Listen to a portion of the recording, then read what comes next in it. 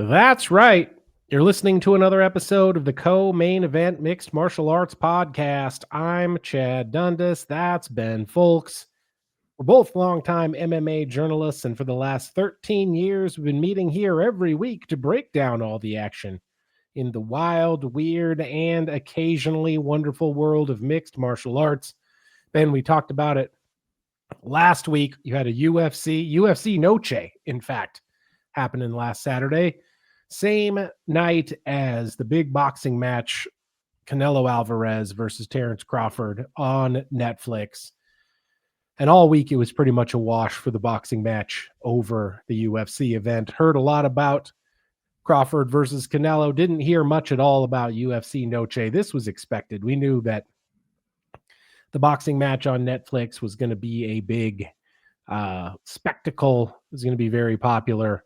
And as we talked about on this podcast, I think last week, kind of felt like the UFC conceded that to the boxing match. Didn't put a lot into UFC Noche this year, in stark contrast to the big show at Sphere that we had last year. As you mentioned, as you pointed out, if you went to the UFC website, aside from trying to get you to buy a Brandon Moreno action figure, the top story was Canelo Crawford. Obviously, you had the promotional team up between Riyadh Season and Dana White's new, I should say TKO's new boxing promotion. And so there's a lot of star power behind this one. Let's start off talking about the boxing match. We got some listener mail coming up at the bottom of the hour, and then we can get into UFC Noche as time allows. Dana White promised us that this broadcast would consider our time. Ha! That it took I say ha! That it would be better paced than the average traditional boxing card. I'll tell you what, I didn't even watch this whole thing. I tuned in, watched some boxing earlier in the evening. Then when I figured out how long it was going to be before Canelo and Crawford took the ring, I was like, all right, I'm going to do something else and come back. I came back during the co-main event. I was like, I timed this perfectly. I still almost turned it off.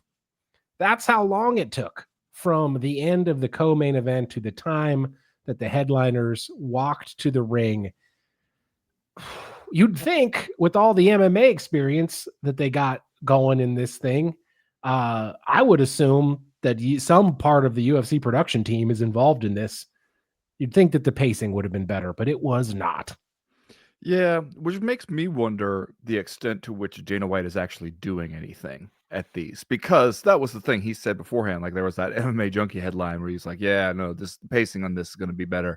And it's like, it was atrocious, frankly. It was just the Netflix broadcast portion. You were about 4 hours until you got to the main event, which you could maybe do that if you had a bunch of fights that people were excited about before that. Like, you had fights that were of interest to the hardcore boxing heads, but man, you did not have 4 hours worth of relevant, exciting fights that people felt were invested in, especially not for a broadcast like this where you're on Netflix. The whole point of being on Netflix, Jed, is to play to the bitch-ass casuals. Yeah. That's what you're there for. You're there to get that bitch-ass casual bump where you can get 40 million people sitting around watching your thing. That's the whole point of the thing. And you're making it hard on them where you're like, watch these guys that you have not heard of and do not have any particular reason to care about. And they do. And then you go, okay, chill for a minute. Then we're going to watch 2 more. And they're just sitting around going, what the hell, man? Like, I was doing stuff with my kids, checking back in, it's 9-10 o'clock at night. We're not even close to getting underway with the good shit. And just like, what are we doing there? Especially, like, it just made me feel like boxing still knows one way to do this shit. And you're not adjusting for the different kind of platform and the different kind of show that you're trying to run. You're trying to run this kind of shit with Netflix, where you're trying to appeal to a very, very large and general audience. It's not about pay-per-view anymore. So why don't you streamline this stuff and get to the good shit? Yeah, there had been reports of a falling out early on between the folks from Riyadh season and Dana White. Reports that other TKO executives had to come in, salvage the deal. The rumor was that Dana White was able to maintain a cosmetic involvement with this promotion, with this fight, and that maybe he wasn't doing a ton behind the scenes. Maybe he was there to climb in the ring and wrap the belt around the winner's waist at the end of the night, which in fact is what he did. I got to be honest, it's weird to sit there and watch a boxing match and have Turkey Al-Sheikh and Dana White sitting there glowering at ringside. Mark Wahlberg is out there. Ari Emanuel shows up for a minute, sitting there next to Dana, yucking it up. I believe, and I only know this because of my children, that sitting there right there with him was Mr. Beast.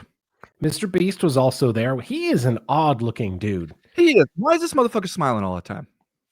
Well, he's smiling because he's filthy fucking rich, and he got it by preying on the emotions of children, right? I get that he's supposed to be like a kind of a happy-go-lucky guy changing people's lives, and that's kind of like his whole thing. But that is a smiling ass man right there. And it's like his face, it's not like a human face. It's like a rendering of a human face. Yeah. It's like he's like a human wearing a human mask in some way. Especially when you're sitting there ringside at a prize fight and it's like your resting face is just smiling. It makes him look like you're on like a Zoom call and he froze. It's just that's what it is all the time, to the point where I'm like, this feels like an affectation. You are mimicking human emotions that you are not currently feeling. They did have Mike Tyson slug him in the stomach, though. I don't know if you saw that as part of the fun we were all having before the event started. Dana White's involvement, this, he's in there, he's going to put the belt on. We're very much trying to have him there as part of the show and everything, that's clearly part of what he is there to do, is to be seen. And I think that is interesting. I also think that I was watching Eddie Hearn talk about what it's like to work with Turkey Al-Sheikh, and I think he was talking to Ariel, and I was like, I feel like we're gonna want to bookmark what he is saying right now, because it does seem like we could just do this indefinitely without there being some sort of big conflicts, right? Like, we saw a little bit of weirdness between them at the press conference. We've heard like rumors of weirdness. Eddie Hearn made some, in classic Eddie Hearn style, this wry remark where he was talking about what it's like, how Turkey Al-Sheikh is just going to do whatever he thinks is right, even if you're telling him from your experience of years of fight promoting that maybe that's not the way to go, and doesn't matter, he's going to do it anyway. And he said, it's like when you wake up at 4:00 in the morning and you've already got 6 missed calls and 13 texts from him asking why the hell you're not picking up the phone. And he paused a little bit to think about it, and then he said, it's not for everyone. And I went, yeah, I can see how that might be the case. Especially, at this point, Dana White's massive ego seems like it could only stomach so much of that before he'd just be like, what am I doing this for? Why don't I just go back to, being the UFC guy who also has the power slap that he's always telling people about? Dana White is used to being the guy who calls you. Yeah. At 3:00 in the morning and gets mad because you're not picking up the phone. He's used to being that guy. He's not used to getting the calls. It's so odd to have these guys sitting at ringside. Obviously, in boxing and combat sports, we've always had shady characters hanging around. It attracts shady characters like a magnet. Put both that in and out of the ring. Paste that inside your hat, and it might save you some trouble, as Jake LaMotta said. But these guys are worth billions who are sitting out there. These are like among the world's power brokers, right? Turkey Al-Sheikh, the right-hand man of the ruler of Saudi Arabia, Dana White, best friends with the president, Ari Emanuel. He's in the room where it happens, to quote Hamilton, which I don't like to do, but that's what Ari Emanuel is. He's in a lot of rooms, man. Ari Emanuel is in a lot of rooms where big decisions are made. It's just weird to try to watch these fights, and you got these 3-4 guys sitting out there glowering at whatever is happening, along with Mr. Beast and Mark Wahlberg, who's wearing not only a shirt but a hat from his own clothing company. He's there to basically talk up the ring belt, all this other stuff. By the way, these motherfuckers with a straight face brought the new belt, the new old belt from the Ring magazine to the desk and talked about how it was going to go around the waist of the best fighter with no politics. They said, with no politics, they said.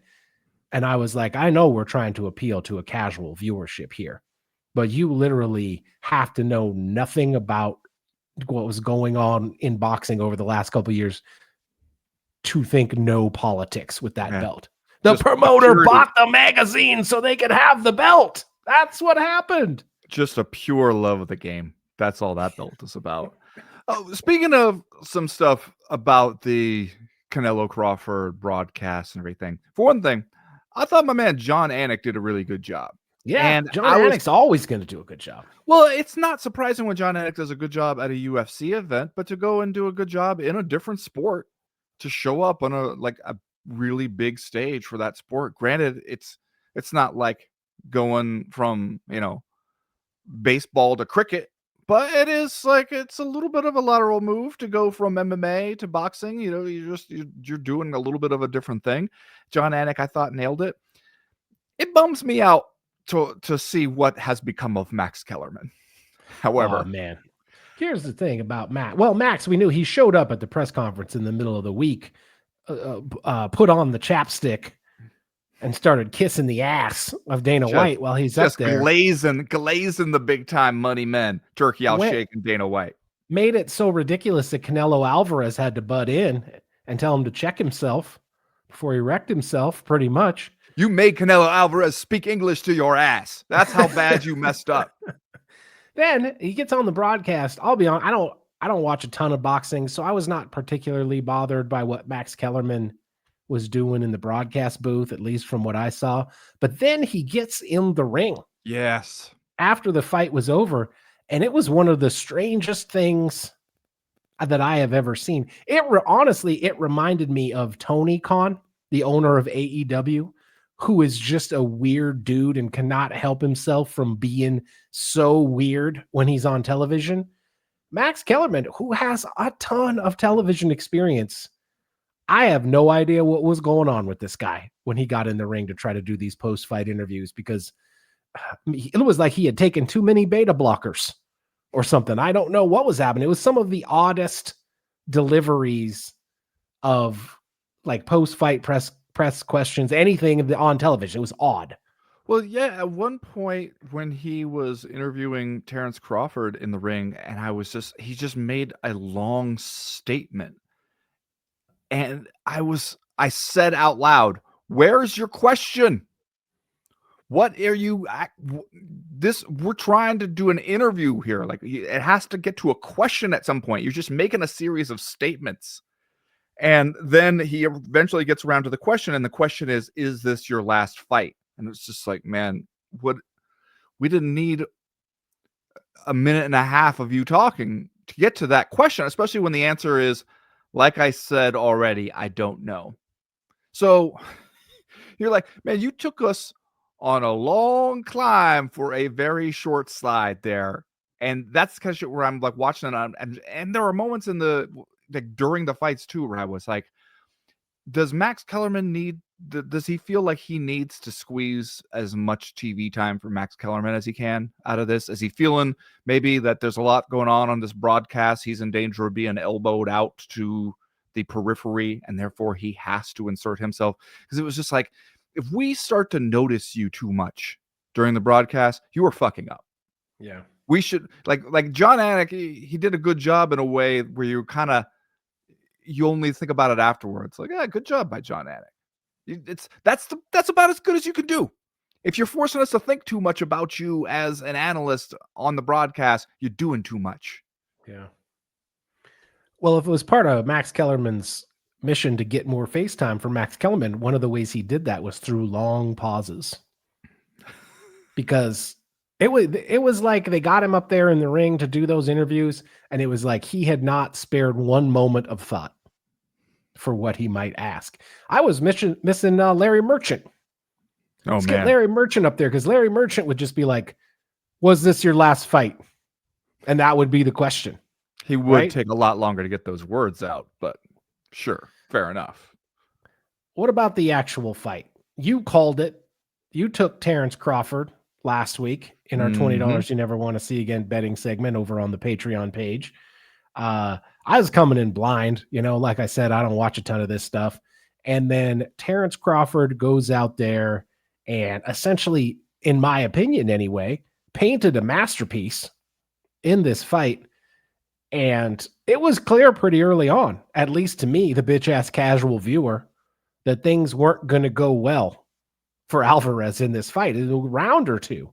And Terrence Crawford is basically boxing circles around this guy, sometimes quite literally. And I came to understand that maybe Canelo Alvarez's thing is that he's going to, at some point, knock you out. And in this fight, he couldn't do it. And never even really came close to doing it. So I don't know. I came out of this thing very impressed with Terrence Crawford, and now sad that it seems I've missed his entire career. I mean, I thought that the big questions that everybody had, coming in were obviously like, how is the weight going to affect your ability to take some of these shots? Because it's one thing to, you're the quicker guy, you're in there, you're landed punches and combinations. And even late in the fight, there were moments where he started to feel pretty comfortable, you could tell, and was getting loose, throwing more, and was just getting more willing to stand there and trade with you. It wasn't like, early on, you could tell he's like, I got to stay moving. I can't let Canelo back me up against the ropes, pin me there to where kind of close off the ring on me to where I don't have anywhere to go, because then that's when he's going to fire off with power. And it seemed like maybe once he had felt some of that power, Terrence Crawford went, I ain't so bad. I'm not that worried about that, actually. And, let's stand here and let's let him throw, if only so it'll open him up. And I'm confident that I'll throw back and hit more. And when I was watching it, I was getting a little bit worried for him at times with that strategy. I was like, you're going to fuck around here, man. And you're going to realize that there is a difference in the power at that weight, but that just didn't happen. And I don't know what of that to attribute to that Crawford's just more resilient than maybe people gave him credit for, that the weight difference maybe wasn't that stark. Like Andre Ward was saying beforehand, a lot of this is you're not so much putting on weight to become a bigger fighter as you're just not diminishing yourself during the weight cut as much. And so maybe you can take those shots. I don't know how much of it was just Canelo might be starting to age a little bit. We did see that last fight against Skull where he looked, very kind of normal. And maybe it could just be that this is the downslope of Canelo's career. I don't know. But a lot of stuff you saw from Terrence Crawford in that fight where you could just see him, the moment that I thought was very impressive was where Canelo sort of middle of the fight, maybe around 5 or so, started to get a little bit of momentum. And you were like, okay, here we go. Is Canelo going to take over this fight? And you could tell that Terrence Crawford was thinking the same thing. And so he came out for the next round, I think round 6, and was just like, no, I need to let him know he is not coming back in this fight, that whatever momentum he thinks that he is gaining, I have to put a stop to it. And he did. And you could see Canelo getting frustrated in this fight. Yeah, for sure. To the point that I thought was very surprising for a boxer of his caliber, because usually, even if you are frustrated, it's not common that you'll see those guys show it. And there were moments in this fight, toward the last 2-3 rounds where Canelo would take a shot or something, or just not be able to find Terrence Crawford. And you could see it on his face where he was just like, man, God damn it. There were moments when he stepped back and was like, fuck, and then kept going, which, I wouldn't expect that either. Yeah. And so I thought it was an incredible performance from Terrence Crawford. And also, it's a weird place to be where you're standing there with roughly 1 million belts draped all over you, and we're going, so is this it? Is this your last fight? And you're kind of just like, fuck, I don't know. Maybe. What else could he get? Box of treasure? He already has everything up there, right? Yeah. But I mean, box of treasure, sure. Nobody's saying no to a box of treasure, right? They gave him a big ass ring. What else could you give him? Right? Yeah, mystery box. Like you could have all these belts and the big ass ring, or do you want what's in the mystery box? And you know who could do that? Mr. Beast. It could be Mr. Beast's mystery box. That sounds like some shit that he would do. I mean, we got a question about this in listener mail, so I don't want to get too deep into it, but there's a lot of differences between an MMA broadcast and a boxing broadcast, et cetera, et cetera. And God knows we don't want MMA to get to the point where this fight is for the WBA, WBC, IBF, WBO, TBRB, the ring titles. We don't want to get to that point. But I wouldn't mind if there was a shitload of belts. The guy wins. You really feel like he won something when you're looking for limbs to hang the belts off of, right? When a guy literally has like 7 belts, then it doesn't feel like you were bullshitting me that maybe he's one of the greatest of all time. I don't know. It gets just fucking comical at a certain point. It gets ridiculous. I love it. What it does. The more belts, the better. Looking like the Michelin Man out here, just stacked up with belts from floor to ceiling.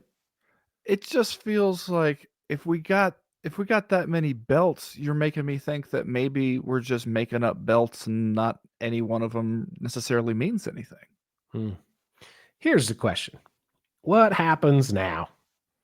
Because, you got Netflix dipping their toe into these big time live events, kind of said thanks, but no thanks to having the UFC on every week, from what we understand. You got Riyadh Season, Turkey Al Sheikh. They got all the money in the world, quite literally. They're going to keep doing these kind of big events. And yet you had this rumored to be rocky relationship with Dana White. You have TKO's interest in getting into boxing. You have these big time, big money celebrity boxers like Alvarez and Crawford and some of the others, for whom it might be a terrible thing if TKO is able to have its way with boxing. It might be, those guys might be far enough down the career path that it doesn't affect them that much. But for the guys coming up, for the next generation's Canelo Alvarez, it seems like a terrible thing. Yeah. And so this fight, perhaps as a signpost, what happens now? The thing that I wonder is, based on just like the reports that I've seen, they did a lot fewer viewers with this one than they did with Jake Paul and Mike Tyson on Netflix. God, what a sad commentary. I know, right? And if that's the game, if that's the whole ball of wax for Netflix, and they're sitting around being like, all right, well, we got like what, fucking Floyd Mayweather, Mike Tyson, that kind of shit. Is that what we should be doing? Should we essentially just be doing celebrity influencer style boxing, or just like, have we just going for name value and not like, because hey, we did one of these bullshit ass boxing matches, then we did an absolutely for real boxing match, and the bullshit one did much, much better. Yeah. I mean, I guess some of it probably depends on how legitimate you want to be if you are Netflix, because, in the movie world, how like Netflix is hungry for awards in the movie and television stratosphere, right? They want to be HBO. They want to get all those Emmys. They want to win Oscars, essentially. And so there is this sense that Netflix wants to be taken seriously, that they want to have this sort of like critical acclaim. If you're Netflix, do you feel the same way about your live sports? Or are you okay being a circus sideshow as long as you get those views? Or do you have to occasionally put on the legitimate boxing match, even if it doesn't perform as well? I don't know. It doesn't seem like they're trying to create an HBO sports like division within Netflix. It doesn't seem like that they have a lot of pride wrapped up in this. If you did, I don't know if you lead with Jake Paul and Mike Tyson. This feels like just purely a numbers game for them. And what they were talking about, where they were just like, we want the big tent pole kind of events more than we want just a regular recurring sports property. They have something like that with the WWE. It doesn't sound like it's necessarily so far setting the world on fire. And everything about it so far suggests that what they want is just to be able to pop out every once in a while, get a whole bunch of viewers, maybe rope in a whole bunch of people to recurring subscriptions that they wouldn't otherwise have signed up for, and see how long it can keep those people on the string. It doesn't seem like they're doing this for clout, like they're doing it because they want the respect of the sports world so much. Otherwise, it seems like you'd be doing more and you'd be doing different stuff. Well, they are trying to do like the NFL on Christmas and stuff like that, right? Maybe it's two different things for them. Maybe they're dramatic productions.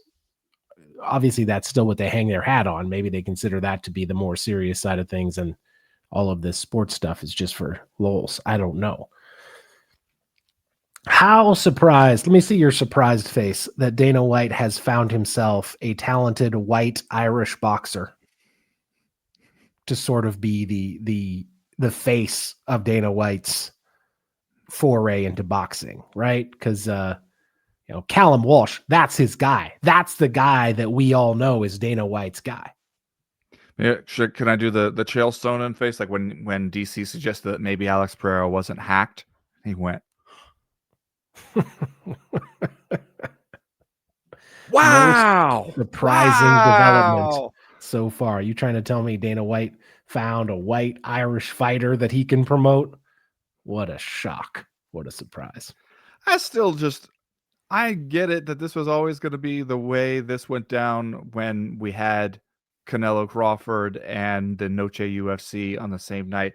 But it is still kind of surprising to me how first time we did the Noche UFC, it was a fight night, but slightly higher wattage. People were like, hey, I actually enjoyed that. We were doing something a little different. That was fun. Next time, it was Dana White's personal passion project. We're bringing this shit to the sphere just to put it in the haters' faces, while the entire time TKO executives are being like, we just got to let them do this once. Don't worry. We're never going to do it again. And then the third installment, Dana White doesn't even show up for because he's off doing something else that he cares about more. That's a hell of an arc, man. Yeah. Yeah. I think we'll get into that a little bit as we move forward. Remember, this podcast drops every Tuesday afternoon for free in your timelines and your libraries. But if you want even more of the co-main event, you can find Ben Folks and myself all week over on our Patreon page. Hit us up at patreon.com/co-main event and get loads of extra audio and visual video content, as well as access to our official Discord message board, where they're talking about fights and a lot of other stuff all the time. Another great way to support the show is going to our website, co-mainevent.com, and grabbing some of our merchandise. We got t-shirts, we got hats, we got hoodies, we got everything over there. You can stop by and get the best-selling Daddest Man on the Planet coffee mug.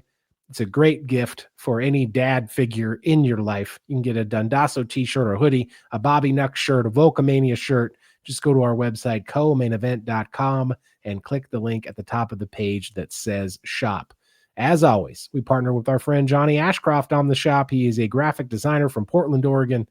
We can't recommend him highly enough for all your design needs. Hit him up at studiosuperconductor.com or on Instagram at studiosuperconductor. And right now, like we always do about this time, let's do a little bit of listener mail. Listener mail. First piece of listener mail this week comes to us from Balls Deep, who writes, I don't watch a lot of boxing, but I watch most of the big events. I'm glad Crawford won. I never liked Canelo much, and I think he got gifted some decisions over the years. Parenthetically, GGG. Triple G. Anyway, what a shock it is going from Lopez elbowing the shit out of Silva with blood everywhere and nobody watching to Crawford and Canelo dancing around with big old gloves, playing patty cake in a crazy stadium on Netflix. I would think the general public would be more into MMA. Now, I have to admit, one of the things I do like about boxing is that, when you get the 12-round setting, as we had in Canelo versus Crawford, you really got a chance to tell a story. out there, right? You can have the plot lines and character arcs and all this different stuff. MMA is a little bit different, but as a hardcore MMA fan, I do kind of feel this at times when I'm watching it, right? Like even when they're really slugging each other, I think it was the start of round 9 was probably the most frenetic and exciting part of this particular fight. Even when they're doing that, you don't get the same kind of feeling that you get in MMA, where, you know, it feels like something might happen imminently at any time. It is a different experience watching boxing. And maybe it is just that we are all so conditioned to the smaller fingerless gloves that when you see these guys out there punching each other with their traditional boxing gloves, it does take some of the thrill out of it, I think, for we bloodthirsty fucking maniacs.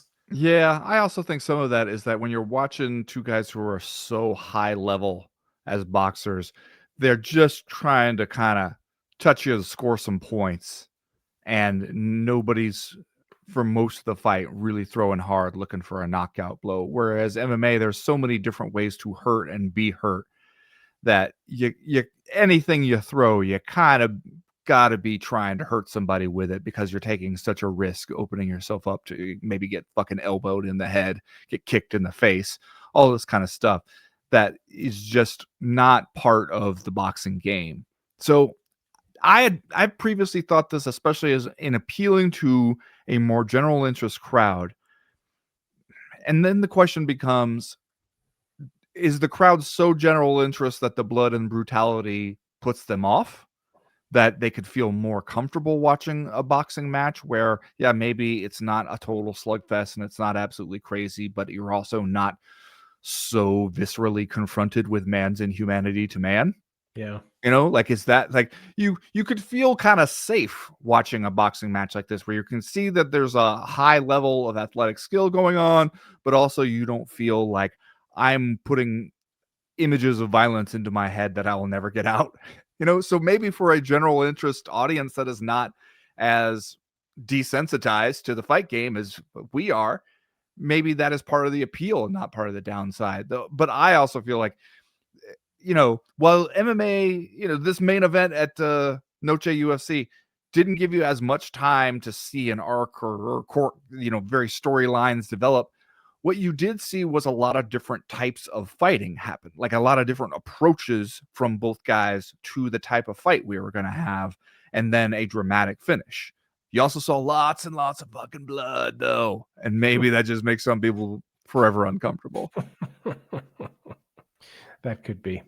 Next question this week comes to us from Dan Alexander, who writes, whilst we surf on the waves of this recent Netflix high, how long do you think the majority of boxing/fight fans will take to realize Dana and company just want to wring every conceivable dollar out of the game? Is it wishful thinking to believe that there is a resistance movement already underway? Eddie Hearn has told Dana to kindly go back to the UFC. That reporter guy gave Dana no room to run and hide from pointed questions. Canelo also reminded us that boxing is just fine, so no need for Dana to come save the day. I think it would be great to think that, unlike in MMA, when the Fertitta brothers essentially came into an underperforming, unregulated sports industry space and built it from the ground up. And I think at this point, you have to say did a great job making it successful, but also built the entire universe of the sport so it benefited them as the promoters and not almost nobody else, right? Mm-hmm. Boxing is slightly different because you're going to have these guys come into a sport that already has over 100 years of history and precedent and all this other stuff, an existing power structure. They will have some very influential advantages, and I think we all know what those are when they come into this sport. If they want to change some legislation, they're probably going to be able to. They have all the money in the world. They have some big time partners, both in government and in just the promotional world. So they will have a leg up on a lot of the competition. And I think if we're talking about any kind of resistance, I bet that It depends on whether or not you're talking about fans or you're talking about fighters and promoters. Yes.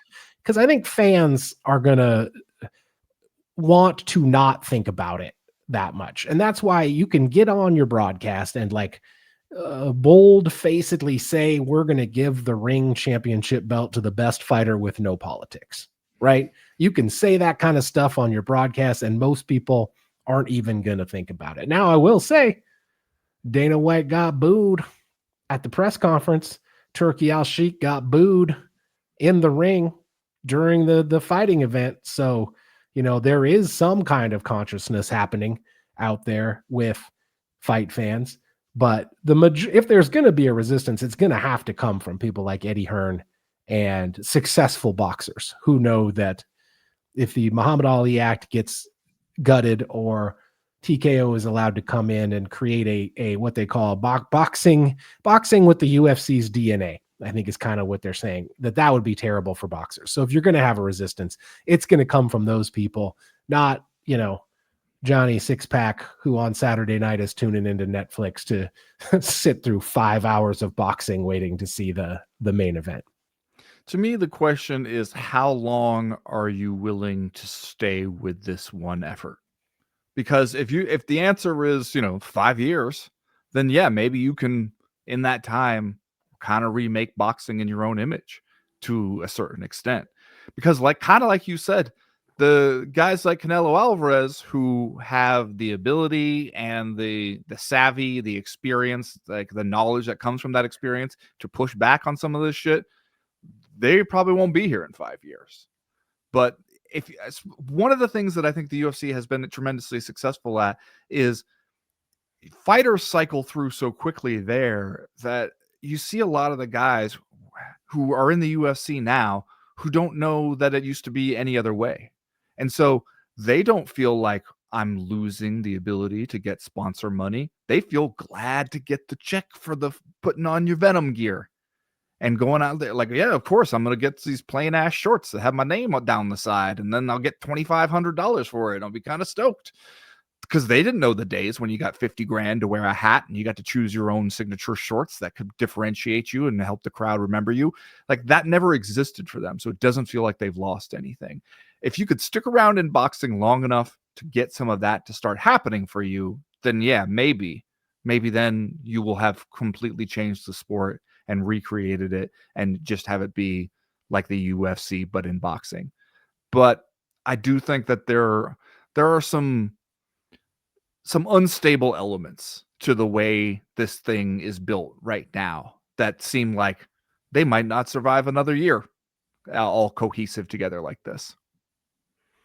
Yeah, that's a great point. I feel like Dana White seemingly would like nothing more than to sail into his golden years, like as a boxing promoter, much the same way that like a retired guy would get a part-time job at the United Way, right? Like that kind of feels like what Dana White wants to do is drift out. This is Dana White's Ace Hardware, where he yeah, sure, there's a paycheck in it, but mainly he's down there to talk sprinkler heads with the other old guys and enjoy that as like a social life. Yeah. Whether or not like TKO will be around is a different question, right? Because we don't, or at least I don't get the impression that TKO is in any of this shit for the long run, or at least that they don't have long-term plans. If it keeps spitting out money, if you keep turning the crank and it keeps spitting out money, well, sure, TKO will probably hang around for that for a while. But you're right in that I don't get the impression that like TKO is not trying to be the Fertitta brothers, right? They're trying to get in, make as much money as they possibly can. And the moment that they see trouble on the horizon or the checks start getting smaller, they will sell this shit to somebody else. Yeah, and that's the part that Dan Alexander was talking about, wringing every conceivable dollar out of the game, is like that's when we hear any of them talking to shareholders or other business people, that's basically what they keep saying. So don't worry, we're spending very little and just raking in every possible revenue stream. It's going great, you guys. It doesn't seem like we are building a committed business that we want to be in for the next 50 years. Next question this week comes to us from Darkwing Duck. who writes, Gable Stevenson won his MMA debut. Cool, cool, cool. He also went on Ariel Helwani's show and basically said Craig Jones asked him to take a dive in their charity grappling match. So Gable pulled out with turf toe, or he pulled out because he didn't want to throw the fight or something. What? This was strange, right? Yeah. Gable Stevenson went out at LFA last week and did exactly what you expect him to do. Absolutely smashed his opponent in his MMA debut. And frankly, his opponent. Who was his opponent, by the way? Opponent, capital O. Opponent.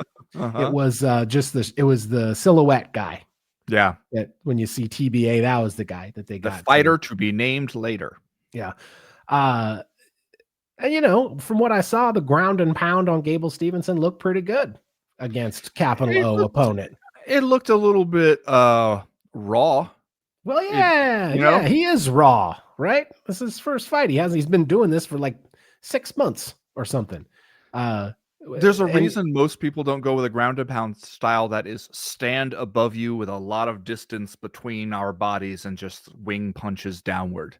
Yeah, it's not the way that the pros would tell you to do it necessarily. It seemed like you're kind of getting by on, you know, obviously he's got a ton of wrestling ability and a ton of athletic ability, and you're kind of just you're put in a fight to steamroll somebody, and you do, but you also didn't come away from that being like, this guy is a polished professional MMA fighter or anything. Sure. And look, frankly, we've seen a lot of high-level wrestlers come into the sport. Some of them have been great, some of them have not. And so it depends very much on a lot of different factors as to how high Gable Stevenson can fly. This other part of it was real weird. Very weird.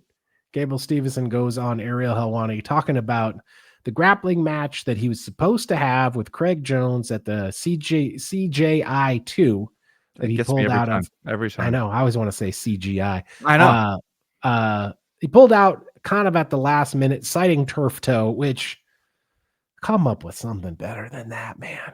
If you're supposed to be this big old heavyweight wrestling champion, going to go into MMA, basically going to go out and smash a guy 2 weeks later in your MMA debut, come up with something. Even if it is turf toe, be like, shit, man, my whole foot fell off and I had to get it sewed back on. I don't know. I mean, to hear him say something along the lines of like, hey, I dealt with this during my college wrestling career and had to push through it and felt like I was diminished as a result of it at times. And then to go, if I'm trying to make a go of it in MMA, I don't need to be aggravating it at a charity grappling match. I need to be focusing on doing my shit in MMA. That to me is believable. That I can accept. It's the other stuff where we start to be like, oh, also Craig Jones was asking me to do the JOB.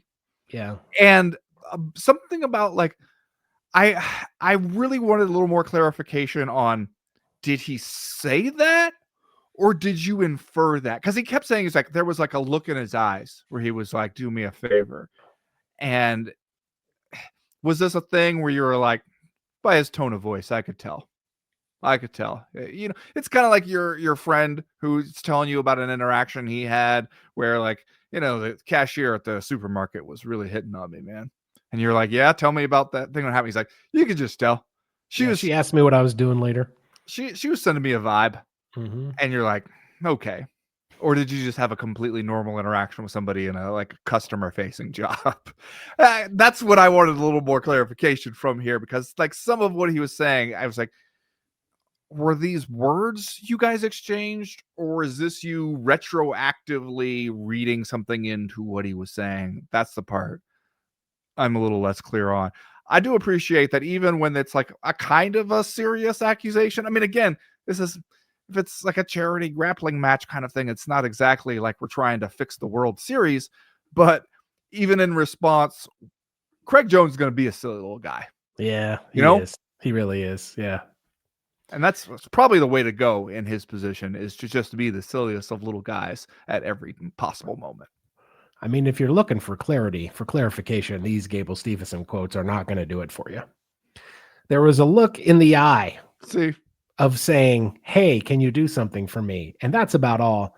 I'm trying to keep it as nice as possible because when I came out of that match and had turf toe, I wrestled the whole NCAA season with turf toe. When it came back, I was like, I can't have another mishap of me falling to someone in a way that's not possible. So that's why I had to pull out. But before that, if you really want to know, there was a look in the eye of saying, hey, I'm going to retire after this match. I don't want to take this loss. Can you do this for me? And we will leave it at that. When asked directly, Gable Stevenson confirmed yes, and then parenthetically, he asked me to lose on purpose. The part that I like is at the end where he's like, I stayed quiet because I'm a man. I'm not going to go out there and speak bad about someone because something's wrong or something didn't go my way. Yeah, he's doing it. He's doing it right now.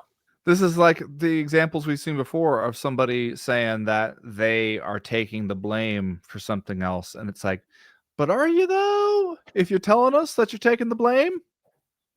Because the idea of taking the blame is that you just take it and not claim you don't really deserve it. You're doing it for somebody else. Once you say that part, you're no longer doing it. Might as well say all due respect before you say it. No disrespect, but. Next question this week comes to us from Brad Wagner, who writes, Fluffy Hernandez is out of his scheduled fight with RDR. Bummer. Arnold Allen will take his place, but that's not really the same thing. Brendan Allen, I believe. Arnold Allen, yeah. Different weight class. Different Allens. Sorry, Brad. Completely different guys. Yeah. What does this do to the cool, unofficial middleweight tournament we've been excited about? Now, I saw your tweet on this where it was imagining Nasruddin Imavov just raising the eyebrows, just kind of being like, am I your guy now? Am I your guy? Because you set up this whole other fight that seemed like, hey, maybe this one will be the number one contender fight. Maybe this one will. And you were saying, whoever comes out of this most impressive between Fluffy Hernandez and RDR, maybe that'll be the guy. And especially Nasruddin Imavov, he won, but people forgot it immediately because he still does not have a raven on his shoulder. And now you're taking the other fight and you're making it like, okay, it's not the thing that it was anymore. Yeah. And it is probably good news for Nasruddin Imavov because I can still see a world where, all right, a win over Brendan Allen is not quite the same, but still you could look awesome doing it, I guess. Yeah. And then, just through sheer personal memorability, you could get ahead of Nasruddin Imavov in the line. It does hurt the excitement though for that fight, because that was a good fight, not only in terms of like stylistic matchup, where the guys are in their various trajectories up the ranks, but also for settling some of this shit in the division to find out where we're going next. And now, not so much. Yeah, obviously, I think if DeRitter does something really, really impressive against Brendan Allen, he might be able to continue to claim number one contender status. Brendan Allen comes into this fight 1-2 in his last three, and the two people that he lost to were Nasruddin Imavov and Anthony Hernandez. Has a win over Marvin Vettori at UFC 318. So it would have to be something so impressive by RDR that we are willing to forget that, right? That we are able to gloss over the recent record of Brendan Allen and boost Rainier DeRitter into a title shot over Nasruddin Imavov, which is possible because we're not falling all over ourselves trying to give Imavov a title shot. So yeah, if anything at all, it's all just kind of a little bit up in the air. But I agree, and I did tweet that I agree with the eyebrow waggling emoji or eyebrow waggling GIF because things are looking up for Nasruddin Imavov. Yeah. All right. Shadrap writes in to ask, is Diego Lopez the DDP of the featherweights? And we will get into that right after this.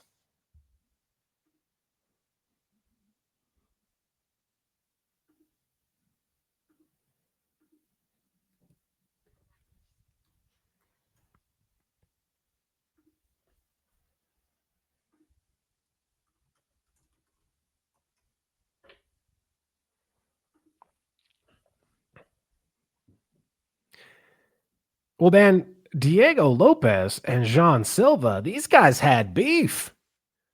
These guys are yelling at each other in a parking garage last week leading up to this fight. And didn't seem like it was settled after it was over either. You had Jean Silva take a little bit of a cheap shot at the back of the head of Diego Lopes. And then you had Diego Lopes jump up on top of the cage and show the double birds, flip the double birds to the fighting nerds there in the crowd. So it's kind of too bad nobody was paying attention, because we could have done something with that maybe. But Diego Lopes does in fact emerge with the second round TKO after a pretty wicked spinning back elbow followed up by punches, and as everyone has noted, all types of fucking blood coming out all over the place. And so I guess, does Shadrap mean that Diego Lopes is the DDP of the featherweights because he has a weird fighting style and keeps winning fights that we don't think he should win? Is that what makes him the DDP? Yeah, I was curious about that too, because there's a few different ways we can mean that. That he seems like an overachiever, that we look at what he brings and we think, okay, you're pretty good, but you'll never be the best, but then he keeps on winning fights. Or given DDP's recent loss to Hamzat, do we mean he's better than everybody except for one guy? Yeah, that could also be. I don't know. I always love the moment where a guy wins a fight and then immediately is talking to the other guy's coaches through the fence. And especially because there's a lot going on sound wise, and also they're doing it in a different language that I don't understand. And so I'm trying to read body language to see which kind of a talking to the other guy's coaches this is. Because, sometimes even right after the fight, it'll be like hey, I really respect you guys, and I hope there's no hard feelings here. This is just a business, and then other times it's, so you guys shouldn't have talked all that shit. Look at you now. Your boy all laying there, all types of blood coming out his head. God, what now? Talk that shit now. Like, this one seemed to be more the latter. Oh, and you think seemed to be? You can't tell that right away until you start to see everybody's reactions, and then you're like, oh, okay, so we're mad? Because it's an emotional moment, right? Like right after the end of the fight. And so sometimes it could all be like positive vibes that just feel very, very intense. This one seemed like they were very angry vibes. He's talking through the fight. And that opens up a different question for me, because I'm like, man, you must have been so mad that the first thing you thought to do, you rolled up off the guy, like, just let him lay there and bleed for a while, and then you walked right over and was like, I did want to say something, right? Like, not the moment of like elation and joy and relief of winning the fight to celebrate with your team. You were just like, okay, now that that's taken care of, let me come right over here and finish up a piece of business I have with these motherfuckers. Like that really must have been on your mind. If that's the first thing you want to do after winning the fight, is like, now let me go tell these people something. Yeah. And Jean Silva tried to like take a swing at him in the back of the head. That's just kind of like, come on, man. Everybody can be mad and yelling at each other, but like the time for punching each other is done, and you did not do that well at that point. You had your chance for the punching. This probably doesn't come top of mind for most people, but there's almost no language that sounds better for an argument than a couple of Brazilian guys speaking Portuguese to each other, right? In a parking garage, shouting at each other. Diego Lopes, he's getting out of the car. He's getting out of the car. You can't have a really good argument while in the car. You need to get out. You got to get out. You need to get out, put your feet on the pavement. We got this question from Oscar Eagle, who wrote in to say, so the fighting nerds have lost 3 in a row, and it got me thinking. When things are rolling and your team is winning, it can feel great to be part of a team. There is momentum, and you feed off each other's success and so on. But when you and your teammates start losing, the exact opposite can happen. The team feels cursed, and desperation creeps in as the losses mount up to the point of depression. In reality, you only lost 1 fight, but I'm sure it can feel like everything coming undone. Am I being too dramatic? No, this is a really good point about how the narrative around teams can be in MMA, especially when this, like the fighting nerds, where it's like we had kind of just heard about them right as they're starting to have a lot of success, all of them kind of at the same time. then they lose 3 fights that are the kind of 3 fights that anybody could lose any individual one of them. They're tough fights. But because they come one right after another, and because it's follows so soon after just our awakening to the awareness of the fighting nerds, then it's kind of inescapable to have this narrative where people go, are the fighting nerds falling off? Are they all fucking up? Is there something going wrong in the fighting nerds camp that has led to this string of losses? And it's like a cloud that kind of hangs over them. And it's not entirely fair, but it's just the flip side that comes with, we found out about your team when you guys were all doing well. Yeah. And once you all lose a few, then we're going to be very quick to be like, fighting nerds suck now. Yeah. Yeah. And we don't know what's happening inside that team, if there's discord or anything like that, or if people are turning in their glasses with the tape in the middle of them saying they don't want them anymore.